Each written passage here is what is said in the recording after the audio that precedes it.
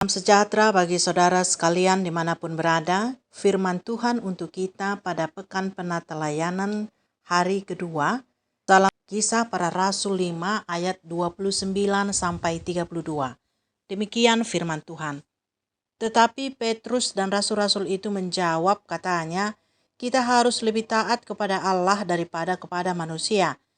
Allah nenek moyang kita telah membangkitkan Yesus yang kamu gantungkan pada kayu salib dan kamu bunuh. Dialah yang telah ditinggikan oleh Allah sendiri dengan tangan kanannya menjadi pemimpin dan juru selamat, supaya Israel dapat bertobat dan menerima pengampunan dosa.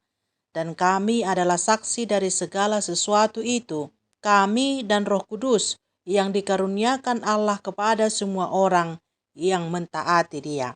Sampai di sini firman Tuhan.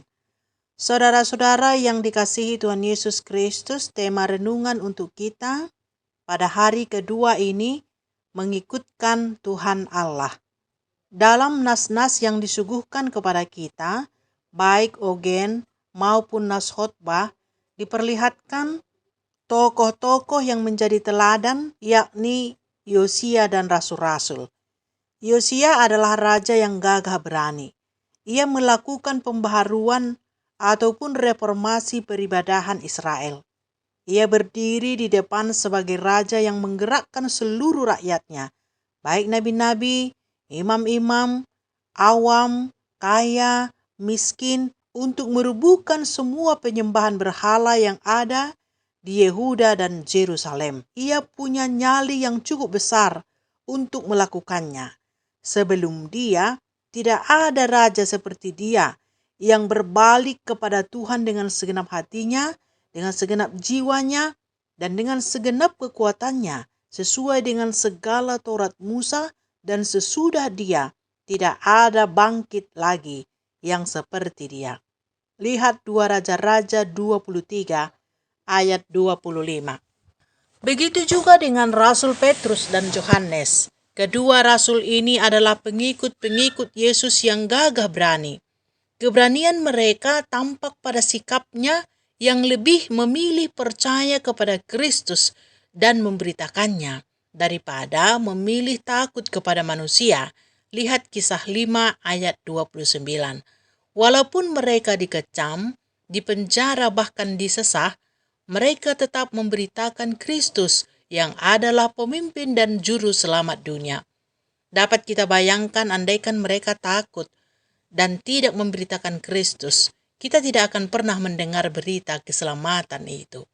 Saudara-saudara yang dikasihi Tuhan Yesus, mereka adalah teladan bagi kita dalam hal mengikut Tuhan.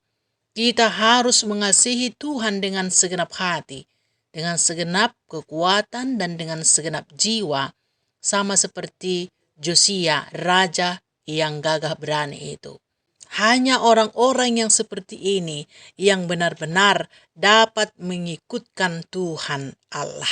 Jika kita merasa gereja perlu diperbaharui untuk mengikutkan Tuhan Allah, maka para pemimpin harus lebih takut kepada Allah daripada manusia. Dan setiap orang harus mengasihi Tuhan Allah dengan segenap hati, jiwa, dan kekuatannya jikalau benar-benar ingin mengikut Tuhan. Sama seperti Petrus dan Yohanes, walau terancam, disesah, dan dipenjara, mereka tetap memilih mengikut dan memberitakan Yesus. Bagaimana dengan kita? Siapakah yang lebih kita takuti di dunia ini? Tuhankah atau manusia? Mana yang lebih utama, Kristuskah atau manusia?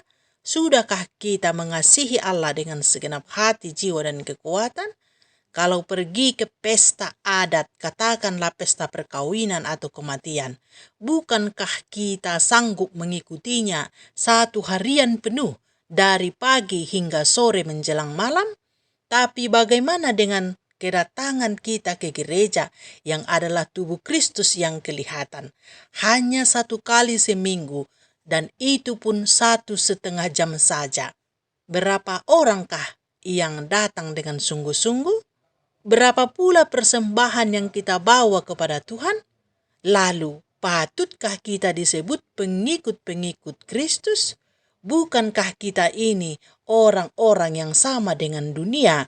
Jika demikian halnya, mencari-cari apa yang dicari dunia. Dapatkah kita membedakan mana kehendak Allah dan mana kehendak dunia? Jika ya, maka akan tampaklah itu dalam perilaku dan kesaksian hidup. Tetapi jika tidak, berubahlah oleh pembaharuan budimu, seperti tertulis dalam Invocatio, Roma 12 ayat 2. Janganlah kamu menjadi serupa dengan dunia ini, tetapi berubahlah oleh pembaharuan budimu, sehingga kamu dapat membedakan manakah kehendak Allah, apa yang baik, yang berkenan kepada Allah, dan yang sempurna. Amin.